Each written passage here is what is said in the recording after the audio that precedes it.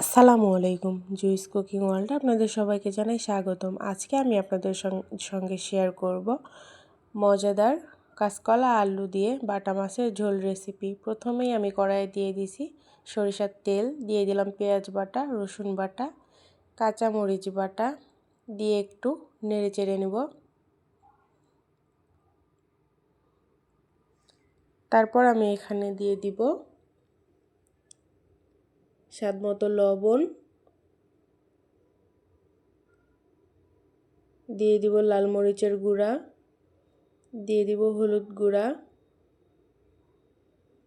দিয়ে দিব জিরার গুঁড়া, দিয়ে দিব ধনিয়া গুঁড়া, দিয়ে খুব ভালোভাবে মশলাটা আমি কষিয়ে নিব। কষিয়ে নেওয়া মশলার ভিতরে ধুয়ে রাখা মাছগুলো দিয়ে দিচ্ছি, দিয়ে এবারে আমি ঢাকনা দিয়ে ঢেকে দিব। ঢাকনা খুলে মাছগুলো আবার উল্টিয়ে নিব। মাছগুলো কষানো হয়ে গেছে, এখন আমি একটা একটা করে মাছগুলো তুলে নিব। এবার দিয়ে দিচ্ছি ধুয়ে রাখা আলু এবং কলা, দিয়ে খুব ভালোভাবে আমি কষিয়ে নিব। ঢাকনা দিয়ে ঢেকে দিচ্ছি।